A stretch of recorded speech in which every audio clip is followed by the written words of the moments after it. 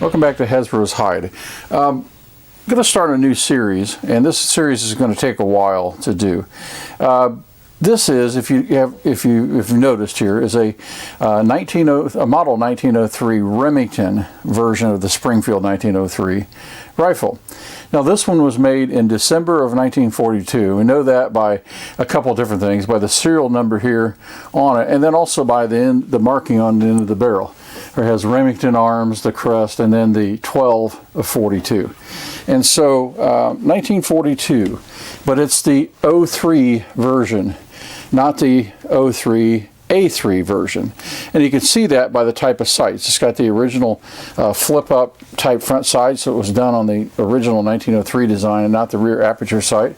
I'd like to have the rear aperture sight, that'd be cool, but this rifle was not set up for that. Originally. So anyway, what I'm going to do is I just got this, and like I say, a friend of mine, it was his father-in-law's, and he decided to sell it, and so I got it, and it's in excellent shape. Now, it's been sporterized, okay? So, you know, that's done by a lot, and it's, you know, it's a nice job, it's a good stock, and but I will probably take this back to the original version that it was in 1942, December 42. So I've got to find the stock and a few other components. I have the trigger guard, a lot of the furniture. I don't have the barrel bands or the stacking swivel, anything like that up front. The original front sights up there, and of course this is here, and everything else is original. The metal finish is all in excellent shape. The gun appears to have very little wear to it, so we'll check that out as well. I've already pulled the bolt out, and it looks to be in excellent shape and well taken care of. So this is really good. The actions anymore are crazy expensive to try to find and to build a rifle if you want to build one. So what we'll do is we'll also bore scope this and check out the barrel. I'll do that here before I take it, but today we're going to go actually and put a few rounds through it, and just as it is now, and see how it does. The trigger felt pretty good.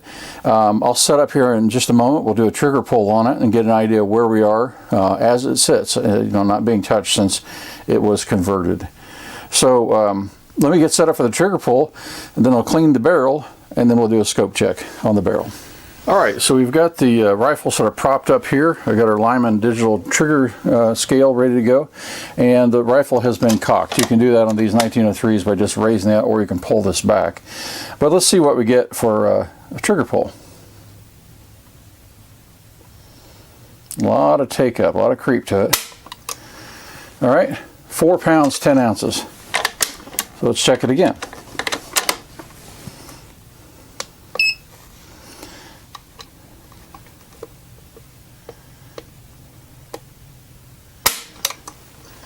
£4, 9.1 ounces. We'll give it one more time here.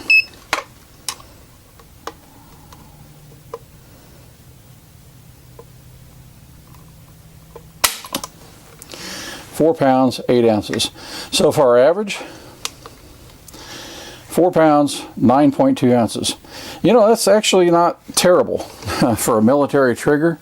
I don't know if it's reworked. When I take the gun down, we'll see, but that's not terrible. It's perfectly shootable. Competition, yeah, I may want to lighten it a little bit. We'll see what I do, if I change the trigger out or not. Probably won't. I'll probably just get, but the take up is quite a bit. The creep in it is, you know, it's a lot there. I don't know if you can see this on the video or not, but let me push it back and give you an idea. That's probably a 1/4 inch of travel rearward, and then you feel it tighten up, so you can pull that back, feel it tighten up, and then it'll move a little bit more and then fire. So at least it's consistent. That's fine. The creep it can deal with. We'll see where that goes. But the intent, like I say, I want to use this in vintage rifle matches.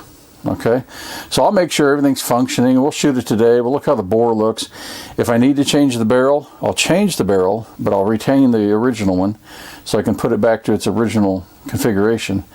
But I want to be able to shoot it in vintage matches and at least be reasonably competitive.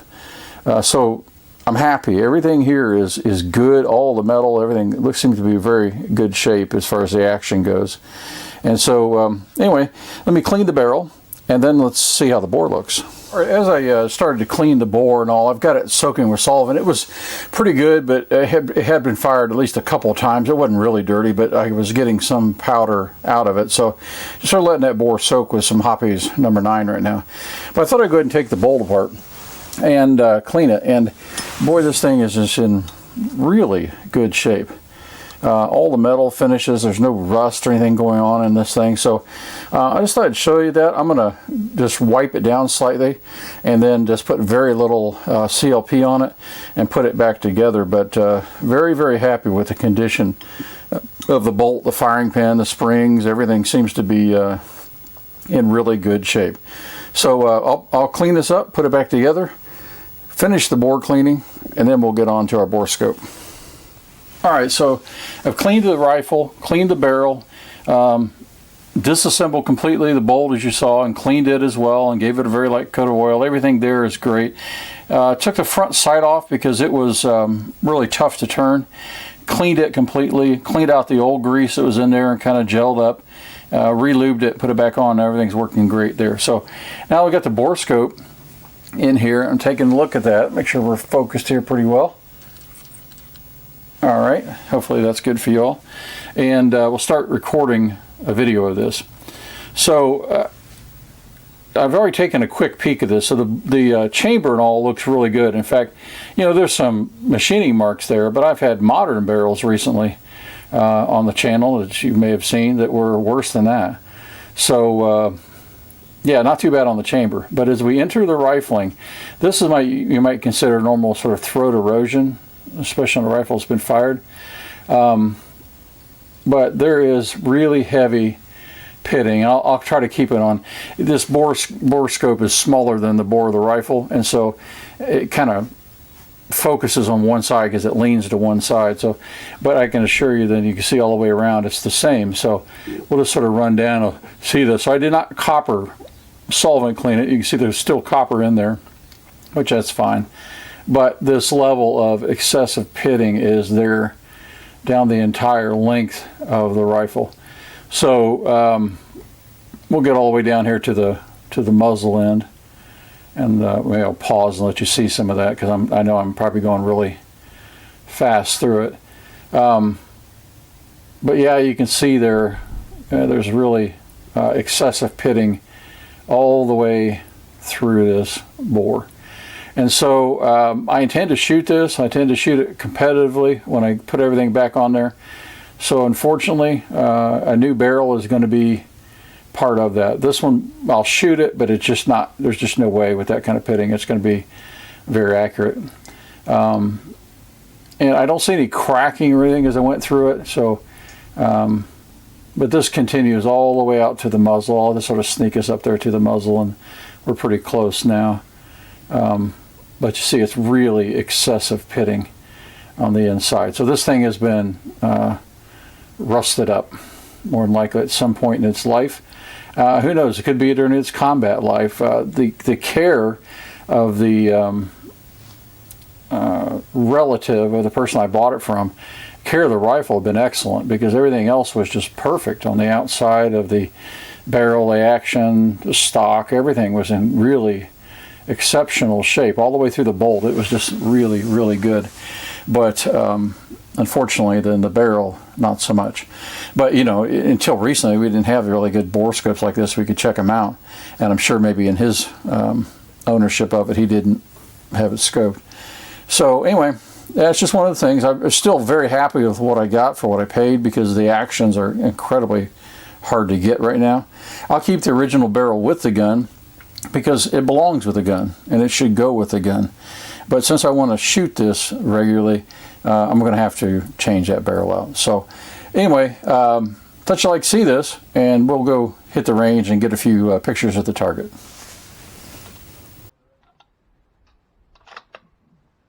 Here we go, Paul.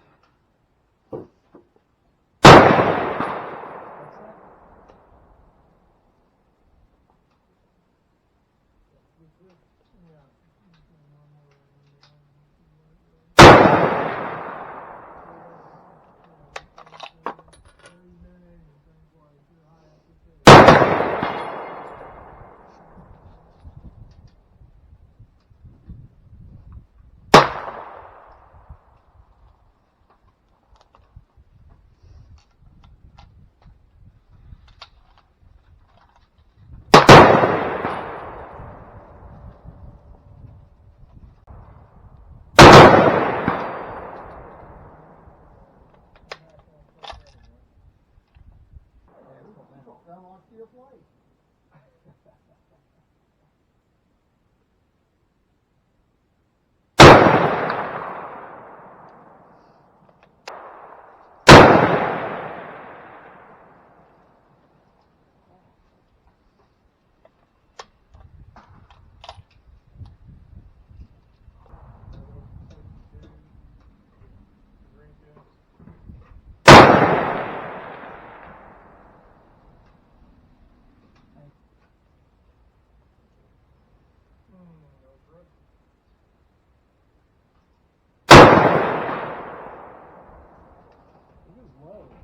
Huh?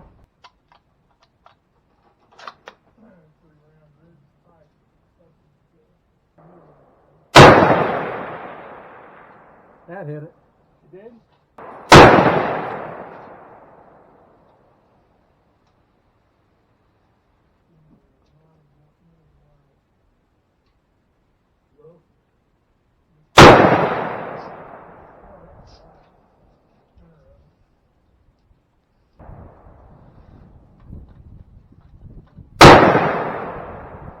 That hit to the right of it. Saw that one kick up. All right, welcome back from the range. Just as a quick wrap up, our Sporterized 30-06 Springfield, after all the range shots you saw, it took a while to find out where it was even hitting on the paper to adjust the sights to give us a consistent hold. And then I shot the last 3 rounds ahead, and that shot into a 2.7 MOA group. So, yeah, you know, could you shoot a deer with it? Yeah, maybe, but nothing compared to what the gun should be able to be doing. So, got a new Criterion barrel ordered to replace this one. I'll keep this barrel with the gun. It should always travel with the gun because it's what was on it originally. But we won't shoot it anymore. There's just too much pitting and corrosion inside of there. One, for it to be accurate, and then I'm just not sure about shooting it long term with higher pressure rounds and it being as safe as maybe it should be. Probably be fine, but you know, I don't know. When you look at that video, you can make the judge for yourself. So anyway, that's what we're going to do. We're going to replace the barrel. We'll keep the original sight, front sight, the original rear sight on it. Everything else is just going to stay the same. The stock, I have a replacement stock made for it from the right time period.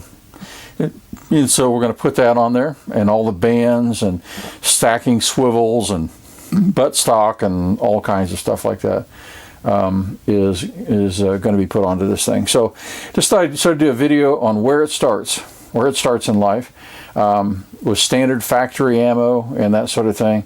And then we'll go on and we'll get it back to the condition it was in originally, but with a new barrel. And then we'll shoot it again. And then we'll start load development for it and see just how accurate we can get this rifle to be. So I hope you enjoy it. I hope you enjoy the series coming up. To me, it's a lot of fun. It's a challenge to go back and work on a rifle, a vintage rifle, and to bring it into more of a modern level of accuracy. At least I hope to. We'll see. My expectations are probably higher than what it's capable of, but we'll see. We'll try it and see what we can do. So anyway, I hope you like it. If you do, please give us a like and subscribe.